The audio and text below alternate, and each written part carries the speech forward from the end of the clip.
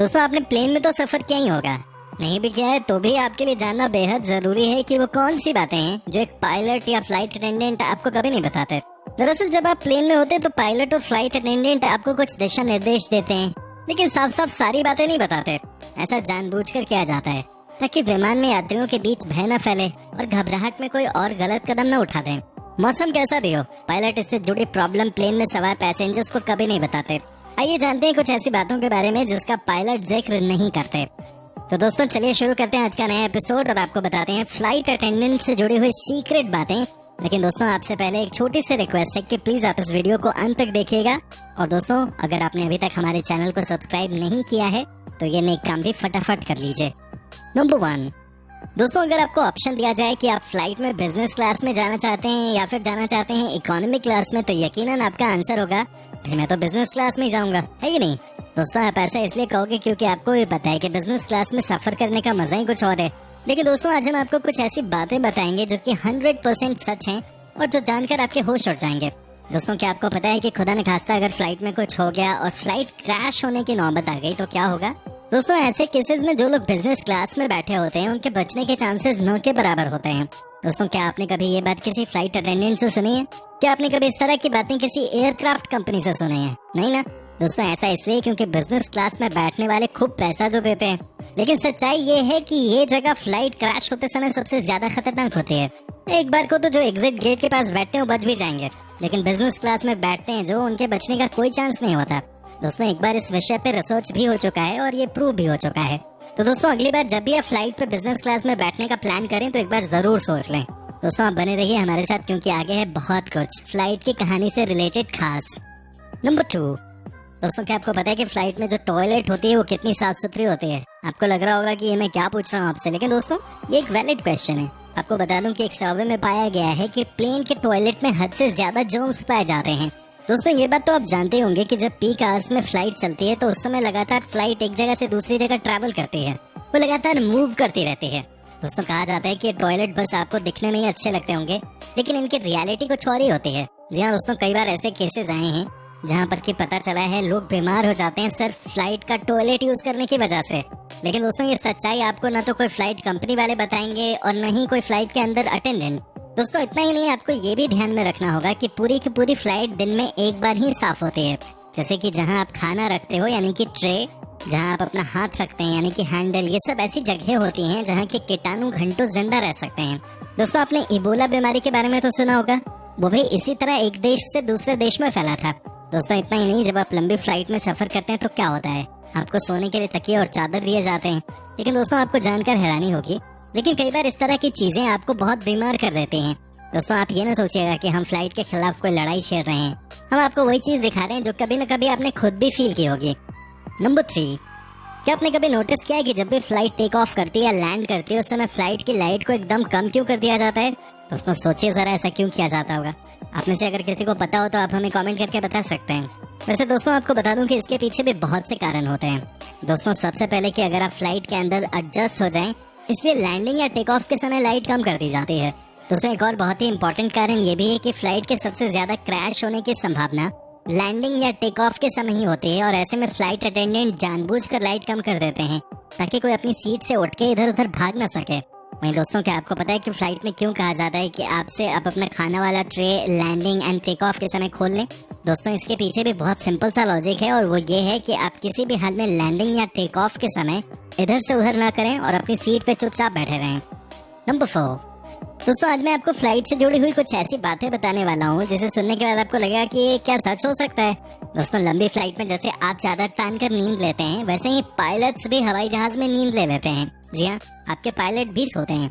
सुनकर थोड़ा अजीब लग रहा होगा लेकिन ये सच है। दोस्तों ऊंचाई पे एयर पॉकेट बनने की वजह से ऐसा होता है। दरअसल हजारों फीट ऊंचाई के जो नजारे हमें रोमांचित करते हैं पायलट उनके आदी होते हैं। 60% पायलट्स ने ये माना है कि वो लंबी दूरी की फ्लाइट्स में कभी कभी झपकी ले लेते हैं। ऑटो पायलट मोड इसमें उनकी मदद करता है। साथ ही दूसरा पायलट भी एक पायलट को सोने का मौका देता है। जी हाँ दोस्तों, एक फ्लाइट में 2 पायलट होते हैं। वहीं ऑटो मोड का ये अब नया ऑप्शन आ गया है।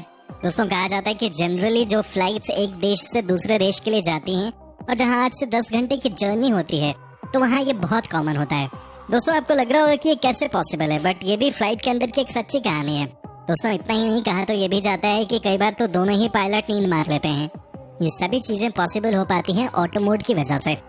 दोस्तों वैसे आपको घबराने की कोई जरूरत नहीं है, क्योंकि पायलट बहुत ही एक्सपीरियंस होते हैं और वो आपकी जिंदगी के साथ कभी खिलवाड़ नहीं करते। वैसे ही एक और सवाल कई लोगों के मन में आता होगा कि क्या पायलट भी वही खाना खाते हैं जो कि आम आदमी खाते हैं? जो खाना हमें दिया जाता है वो खाना पायलट्स को कभी नहीं दिया जाता, और ऐसा पायलट्स की सेहत को ध्यान में रख के किया जाता है। अब इसका मतलब क्या निकाला जा सकता है, आप खुद समझे। जी बिल्कुल सही सोचा आपने। नंबर 5, 15 मिनट काम करते हैं ऑक्सीजन मास्क। जी हाँ दोस्तों, फ्लाइट में हवा का दबाव कम होने या ऑक्सीजन कम होने पर इमरजेंसी के लिए ऑक्सीजन मास्क रखा होता है। लेकिन क्या आप जानते हैं कि कुछ मौकों पे ये बिल्कुल बेकार साबित होता है? फ्लाइट अटेंडेंट और एयर होस्टेस आपको डेमोन्स्ट्रेट करके बताते जरूर हैं कि इनका इस्तेमाल कैसे करना है, लेकिन ये मास्क 15 मिनट से ज्यादा काम नहीं करते। इसके बाद ऑक्सीजन मिलनी बंद हो जाती है, जिसके चलते हाइपर वेंटिलेशन की स्थिति बन जाती है। वैसे ये सब बातें आपने इससे पहले तो कभी नहीं सुनी होंगी। दोस्तों आप अपनी राय भी हमें दे सकते हैं कमेंट के जरिए। नंबर 6, खुले होते हैं प्लेन के कई नट। जी हाँ दोस्तों, ये बात भी सच है कि प्लेन जब अपनी उड़ान पे होता है तो एक दो नहीं बल्कि कई नट बोल्ट खुले होते हैं, और ये आपका पायलट भी जानता है। लेकिन घबराने की जरूरत नहीं है, प्लेन का सिस्टम ज्यादातर पार्ट्स के अल्टर यूज कर लेता है। जैसे प्लेन की राइट विंग के 2 स्क्रू हमेशा खुले होते हैं ताकि उन्हें मूव किया जा सके और प्लेन को टर्न लेने में मदद मिले। नंबर 7, ट्रे टेबल फूड रखने, अपना हाथ रखने या लैपटॉप रखने के साथ इस ट्रे का यूज बेबी के डायपर बदलने के लिए भी होता है। इसके अलावा सीट पॉकेट के साथ साथ सेफ्टी बुक में काफी कीटाणु होते हैं, इसलिए बैठने से पहले चेक कर लें कि अच्छे ढंग से साफ सफाई हुई हो, वरना आप बीमार पड़ सकते हैं। दोस्तों ये बातें मैंने आपको पहले भी बताई थी कि फ्लाइट की सफाई दिन में एक बार ही होती है, और अगर स्केड्यूल ज्यादा टाइट हो तो वो भी नहीं होती है। ऐसे में यात्रियों को खुद ही समझना चाहिए कि कैसे अपना ख्याल रखना है। नंबर 8, वैसे दोस्तों अगर संभव हो तो आप फ्लाइट में अवॉइड कर सकते हैं कॉफी को। एयरलाइंस के कर्मचारियों पर हुए सर्वे में पता चला है कि कॉफी कंटेनर हर सुबह सही तरीके से साफ नहीं किया जाता, और ऐसा सप्लाई एजेंट की तरफ से होता है जो लापरवाही बरतता है। इसलिए फ्लाइट में कॉफी अवॉइड करें तो अच्छा है। जी हाँ दोस्तों, और अगर कंटेनर की साफ सफाई अच्छे से नहीं की जाए तो समझ सकते हैं कि उसकी क्या हालत एक दिन में हो जाती होगी। दोस्तों आपको बता दूं कि कई लोग फ्लाइट की कॉफी पीकर बीमार हो जाते हैं। उम्मीद करता हूँ कि आप इस बात को समझ गए होंगे। नंबर 9, दोस्तों अंत में आपसे ये कहना चाहूंगा कि कभी भी आप फ्लाइट में ट्रैवल करें तो आप गलती से भी आइस क्यूब की डिमांड न करें। जी हाँ दोस्तों, ये बिल्कुल सच है। अगर आप आइस क्यूब का इस्तेमाल करते हैं तो समझ लीजिए कि आपको बीमार होने से कोई नहीं बचा सकता। दोस्तों कहा जाता है कि फ्लाइट्स में कभी भी आइस क्यूब की सफाई नहीं की जाती है, और आपके ग्लास में आने से पहले कई हाथों से आइस क्यूब होकर गुजरते हैं। दोस्तों आपको बता दें ये भी आपको बीमार करने के लिए काफी है। नंबर 10, दोस्तों फ्लाइट के अंदर ऐसा क्या नियम है जिसे यात्री नहीं जानते? दोस्तों आपको बता दें कि फ्लाइट अटेंडेंट को इमरजेंसी एग्जिट दरवाजा खोलने के लिए पहले काफी जांच पड़ताल करनी होती है।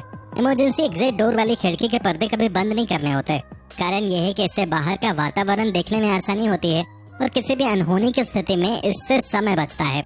साथ ही दोस्तों अगर आप अपना सीट बदलना चाह रहे हैं तो क्या होता है?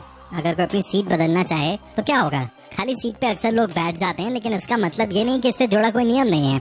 इकोनॉमी में भी 2 क्लास होती हैं, एक जिसमें लेग रूम ज्यादा होता है और दूसरी जिसमें कम। अगर कोई पैसेंजर ऐसा करता है तो उसे बकायदा चार्ज किया जा सकता है, नहीं तो पैसेंजर को वापस उसकी सीट पे भेजा जा सकता है।